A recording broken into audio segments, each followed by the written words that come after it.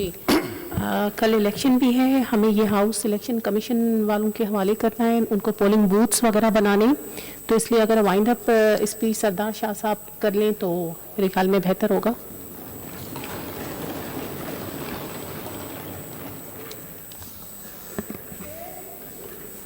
किसी शायर ने कहा है, सिंधी का शायर है, उसने कहा है कि माण्हू जेके पंहिंजे मन जी माण्हू जेके पंहिंजे मन जी मिटीअ में मदफून थिया, जाग बि जिन जी जीअरी नाहे, ख़्वाब बि जिन जा खून थिया, प्रीत फंदे में पेई जिन जी तिन सां तोखे हलणो पवंदो, निंड कतल थी वेई जिन जी तिन सां तोखे हलणो पवंदो। मैडम स्पीकर, आज 5 जुलाई मैं समझता हूं कि दुनिया की तारीख में एक ब्लैक स्कार के तौर पे मौजूद है। ये ना फकत पाकिस्तान की तारीख पे काला धब्बा है ये दिन, आज का दिन, बल्कि मैं समझता हूं कि दुनिया की पूरी सियासी तारीख में जो ब्लैक स्कार्स है उसमें आज का दिन है। ये फकत कूडीटा के नाम पे, ऑपरेशन फेयर प्ले के नाम पे एक मुंतखबा इलेक्टेड प्राइम मिनिस्टर जो फकत वजीर आजम नहीं था, पाकिस्तान बनने के बाद 47 से लेके 1977 तक अगर पाकिस्तान की कुल कमाई थी, जो इस मुल्क ने इस पूरे प्रोसेस में जो कुछ भी खासा था, उसका जो कुछ भी हासिल था, जो उसकी कमाई थी, वो जुल्फकार अली भुट्टो की शक्ल में उनको मिली, जिन्होंने उस मुल्क को आइन दिया जो मुल्क 47 से लेकर 56 तक 9 साल 1945 के ब्रिटिश इंडिया एक्ट के तहत चलता रहा। जिस मुल्क के पास आइन नहीं था, दुनिया का शायद ये पहला मुल्क होगा जो अपने आइन के, हिंदुस्तान ने आइन बना दिया। उस वक्त इस मुल्क के पास आइन नहीं था, बगैर आइन के एक मुल्क चल रहा था। 56 में आइन आया, गैर मुतफिका, कोई कंसेंसस नहीं था उस पर। 62 में आइन आया, कोई कंसेंसस नहीं था उस पर। फिर 73 में जिस मुल्क को मुल्क बनाया, जिस मुल्क को आइन के बगैर मुल्क चल नहीं सकता, दस्तूर के बगैर मुल्क नहीं चल सकता, मंशूर के बगैर पार्टी नहीं चल सकती, दस्तूर के बगैर मुल्क नहीं चल सकता। और जिस शख्स ने इस मुल्क को शनाख्त दी, जिस शख्स ने इस मुल्क को आइन दिया, मैं एटमी पावर की भी बात नहीं करता, वो बाद की बातें हैं सारी, जिस मुल्क ने शनाख्त दी वो शनाख्त छीनी गई। और ये जो कूडीटा था, ऑपरेशन फेयर प्ले था, ये जो शब खून था, ये उस हुकूमत पे नहीं था, ये पाकिस्तान के मुकद्दर पे शब खून था, पाकिस्तान के ख्वाबों पे शब खून था। ये हमला पाकिस्तान के मुकद्दर और तकदीर पे हमला था। और आज का दिन मैं समझता हूं इसको बाकायदा यहां पे फकत एक रेजोल्यूशन के तौर पे ना किया जाए, इसको सब पॉलिटिकल पार्टीज जितनी भी हैं, वो पॉलिटिकल पार्टीज इसको एक सयाह दिन के तौर पे मनाया जाए कि पाकिस्तान में कल कोई फिर ऐसा ताले आजमा आके जमहूरियत को ना कुचले। हमारे यहां तो पूरी स्कोरिंग होती है। मेरे भाई यहां से तकरीर कर रहे थे, मैं सुन रहा था, मैं किसी को रिजॉइंडर नहीं दे रहा, मैं किसी को कोई रिबटल नहीं देना चाह रहा, मगर उसमें सारी बातें हैं। बिल्कुल भुट्टो साहब के साथ सब थे। भुट्टो साहब ने जब सफर शुरू किया इस मुल्क में, भुट्टो साहब का जो भी पॉलिटिकल कैरियर है जब से आया इस मुल्क में, वो पूरा का पूरा असेंडिंग है। भुट्टो साहब जैसे इस मुल्क में आया था कि उस फांसी के झूले तक, जब वो फांसी के झूले तक गया तो उसका वो उसने जिसका जो भी सफर था वो असेंडिंग ऑर्डर में था। लोग आते गए, काफरा कारवां बनता गया, मगर 77 के बाद 5 जुलाई 77 के बाद भी का पीरियड था। 2 साल भुट्टो साहब जेल में रहा, उसके बाद भुट्टो साहब को सूली पे लटकाया गया। उसके बाद का भी दौर था, एक बड़ा पाकिस्तान में MRD के नाम पे एक मूवमेंट चली। एक नेता लड़की थी उस वक्त खड़ी थी जो बंदूकों वालों के सामने, वो बेनजीर भुट्टो थी। और एक उनकी अहलिया थी, मादरे मिलत थी हमारी, जो उसके साथ खड़ी थी, मादरे जमहूरियत थी जो उनके साथ खड़ी थी। मगर उसके और भी रुफका थे। आज मैं फख्र से कहता हूं कि पाकिस्तान पीपुल्स पार्टी का खासा ये है जुल्फिकार अली भुट्टो के शख्सियत का, उसके नजरिए का सहर ये है कि जब से जुल्फिकार अली भुट्टो का दामन पकड़ा उस पार्टी का, आज तक वफा की भी ये निशानी है जो हमारे सामने बैठा हुआ है सैयद कायम अली शाह। जो कहते हैं लोग कि उस वक्त हम बड़े करीब थे जुल्फिकार अली भुट्टो साहब के साथ, वो गए कहां जब जनरल ज़िया जब यहां पे आया 90 दिन की इलेक्शन का वादा करके, फिर 11 साल तक हुक्मरान बना रहा, वो सारे रुफका गए कहां, दोस्त कहां गए? वो किसकी जदोजहद चला रहे थे? मैं नाम नहीं लेना चाहता, मुझे बड़ी रिस्पेक्ट है उनके साथ, मगर किसी के सियासी किरदार पे बात हो सकती है। अगर सियासी तारीख के हम शागिर्द हैं तो फिर सियासत की भी छेद होगी। हम तनकीद पीपुल्स पार्टी पाकिस्तान में, मुझे बताएं मैडम स्पीकर, कोई ऐसी पार्टी है जितने इतनी क्रिटिसिज्म बर्दाश्त की हो? एक मुझे पार्टी बताओ जिन्होंने अपने कारकुनों के, उनको फटके पड़े, उनको फांसियां मिली, उनको जेलों में डाला गया, उन कारकुन को मारा गया, उनको, मुझे सारी पॉलिटिकल पार्टीज पाकिस्तान में बैठी है, मुस्लिम लीग से लेके आज की पीटीआई तक, उनकी आज तक कोई चिड़िया मरी है? मुझे बताइए, उनकी एक चिड़िया तक उनकी मरी हो इस पूरे सियासी सफर में? तो मैं आपको बताऊं, कुर्बानियां पीपुल्स पार्टी दे, वो जुल्फिकार अली भुट्टो का शहर था। मैं आज भी कहता हूं जुल्फिकार अली भुट्टो का शहर है कि आज भी इस मुल्क में जो खान साहब हैं वो जब अपनी बात का, जबान का जायका तब्दील करने की कोशिश करते हैं तो जुल्फिकार अली भुट्टो का नाम लेते हैं।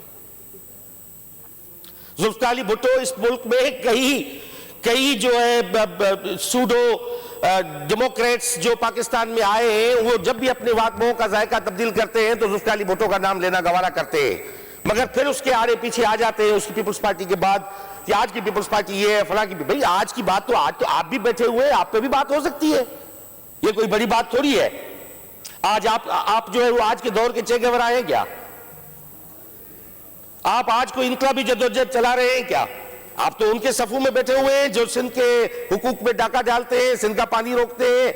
जब एनएफसी की बात आती है आप चुप मुंह बंद करके बैठे होते हैं, बात ही नहीं करते। हमें नहीं पता, हमें यह नहीं पता कि जनरल ज़िया के कालीन से कौन से कीड़े निकले, हमें नहीं पता क्या? हमें सब पता है कि रेड कारपेट पे लेटने वाले कौन थे जनरल ज़िया के दौर में, मगर हम ये बात करते हैं कि आज का दिन उसको योम सया के दौर पे उन दिन को देखा जाए, क्योंकि उसके बाद पाकिस्तान ने एक तवील काली रात देखी। फैज अमन फैज साहब ने कहा था कि निसार में तेरी गलियों पे वतन के जहां चली है रस्म के कोई न सर उठा के चले, जो कोई तेरे चाहने वाला तवाफ को निकले नजर चुरा के चले, जिस्मो जहां बचा के चले। वो काला दौर था, वो ऐसा दौर नहीं था कि ये पूरी जो दुनिया के इनकलाबी जितनी जदोजहद चली है, दुनिया में जो हक के लिए लड़े हैं, इमाम हुसैन से लेके, इवन में उससे मैं श्री रामचंद्र से लेके फिर इमाम हुसैन से लेके जिन सारी तारीख के जितने भी बड़े लोग हैं, उससे लेके जुल्फिकार अली भुट्टो तक, वो आज तक आमरों ने उनको खत्म करने की कोशिश की कि उनको तिब्बई मौत देके, फिजिकल डेथ देके, उनको चाहे गोली से उनको गोलियां मार के या उनको सूली पे लटका के, वो समझते हैं कि ये बाब यहां पे बंद हो गया। ये बाब यहां पे बंद होना नहीं है, हो ही नहीं सकता। आसार लुधियानवी ने कहा है तो खून है, शक्लें बदल सकता है। शक्लें ऐसी कि मिटाओ तो मिटा न सको, नारे ऐसे के दबाओ तो दबा न सको, शोले ऐसे के बुझाओ तो बुझा न सको। आज चे गवेरा का जो प्रिंटेड जो तस्वीर है, वो आज दुनिया के नौजवान जो है वो अपनी टी शर्ट पे पहन के घूमते हैं, कोई उतार के तो उसको दिखाए। जुल्फिकार अली भुट्टो का नाम जो है तारीख से कोई निकाल के तो दिखाए। वो कहां गए ताले आजमा, वो जिनके फकत दांत मिले। मैं तो हमेशा ये मुतालबा करता रहा हूं कि सिंबॉलिकली सही उन दो दांतों को निकाल के किसी धागे में बांध के सिंबॉलिकली दिखाया जाए इस मुल्क को, उनको सूली पे लटकाया जाए कि कल कोई आके ऐसी हरकत ना करे। आज मुल्क क्या किस नहज पे हम पहुंचे हैं, क्यों पहुंचे हैं? अगर कोई तज्जिया करेगा तो मैं समझता हूं द टर्निंग पॉइंट वाज 5 जुलाई 1977। वहां से मुल्क जो है वो अब तरीके रास्ते पे चला तो आज तक चलता आ रहा है, वो सही सिमत में नहीं आ पाया। भाई दुनिया में मोदी ये कर रहा है, फला ये कर रहा है, फलस्तीन पे मजालिम हो रहे, कोई अमली एक्शन होता है। अभी हुकूमत इनकी गई है। ये खान साहब बैठे थे, हम उस वक्त रो रहे थे कि जब महातीर मोहम्मद कोलंबपुर में अलग इस्लामी ब्लॉक बुला रहा था कि भाई जो मजालिम हो रहे हैं मोदी के, जो कश्मीर पे हो रहे हैं, उस यहां पे इकट्ठे हो। ओआईसी को तो वो पूछने के लिए तैयार, ओआईसी का जो हाल है वो हम समझते हैं, इसे हिजड़ों का हाल भी अच्छा है इस मुल्क में। वो नहीं गए, किसके कहने पे नहीं गए? किसी एक फोन आई, उसके कहने पे महातीर मोहम्मद के पास कोलालमपुर में नहीं गया। तैयब अर्दगान वहां पे मौजूद था। इस्लामी ब्लॉक के जो रियल रिप्रेजेंटेटिव थे वो वहां पे मौजूद थे। वही सीन आप चले जाए 74 में जुल्फिकार अली भुट्टो ने इस्लामिक समिट किया था। तो लीडरान को तो कॉस्ट पे करनी पड़ती है। अपनी कौम के लिए जो लड़ते हैं, अपनी कौम के ख्वाबों की ताबीर के लिए जो लड़ते हैं, दे हैव टू पे द कॉस्ट।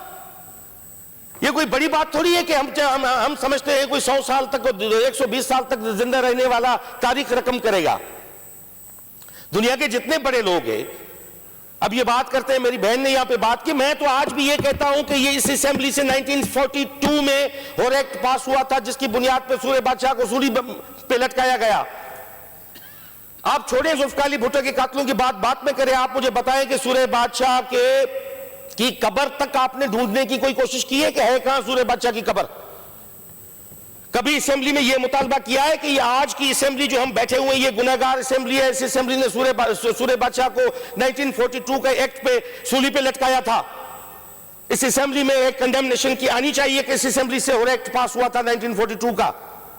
वो रेजोल्यूशन लाने के लिए तैयार नहीं है, क्योंकि रिबेलियन मुजाहिमती किरदार अदा नहीं करना है और उन सफों पे तनकीद करनी है जो आप समझते हो कि जो जहां से जवाब नहीं आएगा, इसलिए नहीं आएगा कि वो जमहूरियत पसंद है। हम नहीं चाहते कि हम यहां पे बैठ के रियल डेमोक्रेट्स और सूडो डेमोक्रेट्स को भी हम डिस्करेज करें इस मुल्क में। हम नहीं चाहते, क्योंकि we believe in the true process of the democracy. हम उस पर बिलीव करने वाले हैं, क्योंकि वो जो शख्स गया था वो गुरूर के साथ गया था। वो गुरूर आज भी जिंदा है। आसिफ अली जरदारी 11 साल जेल में रहा है।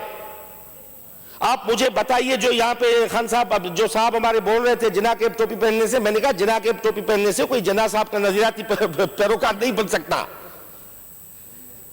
वो ऐसे ही बोल देते हैं। भाई 11 साल में एक बंदे को बिना कन्विक्शन के, दुनिया की तारीख में आप मिसाल बताओ कि कन्विक्शन ना हो, जिस पे जुर्म साबित ना हो, 11 साल उसकी आप जिंदगी के जो है वो आप जेलों में उसको आप डाल दो, उसका कोई हिसाब नहीं है। सरकारी खजाने का आसिफ अली जरदारी साहब पे केस साबित करने के लिए भी खरबों रुपए खर्च हुए होंगे ना। वो किसके थे? पब्लिक एक्सचेकर के पैसे थे, गरीबों के खून के पैसे थे। उनका हिसाब कौन देगा? आज एक का केस साबित नहीं हुआ, हुकूमतें तो आपकी थी, आप बैठे थे, सजा नहीं दे पाए। 11 साल एक इंसान की जिंदगी की, उसकी जवानी आपने ऐसे खो दी। और वो जब आता है तो वो पाकिस्तान को पहला तोहफा देता है 18 अमेंडमेंट की शक्ल में। वो आता है तो कल आके सदर के इख्तियारात छीन के वो प्राइम मिनिस्टर को एम्पावर करता है। जो इमरान खान ऐसे हाथ उठा के बोल रहा था, इसके पीछे जो था ये आसिफ अली जरदारी का दिया हुआ वो इख्तियार था, जिसके बलबूते पर वो बोल रहा था। वरना हिम्मत ही नहीं होती आरिफ अलवी के सामने ये मुंह खोल के बात कर सकता, सवाल ही पैदा नहीं होता। सो हम बिलीव करते हैं, मुझे पता है कि इलेक्शन कमीशन को हैंड ओवर करनी है आपको, both are looking at my face.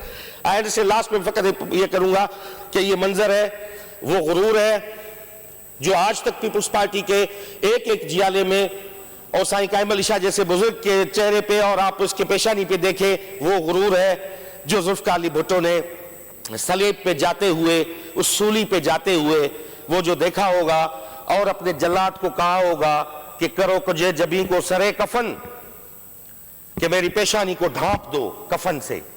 करो कजे जबी को सरे कफन, कि मेरे कातलों को गुमा न हो, कि उनको मेरे कातलों को पता न चले कि गुरूर इश्क का बांकपन पस मर्ग हमने बुला दिया, कि मरने के बाद भी वो गुरूर हमने बुला दिया। ये भुट्टो। Thank you.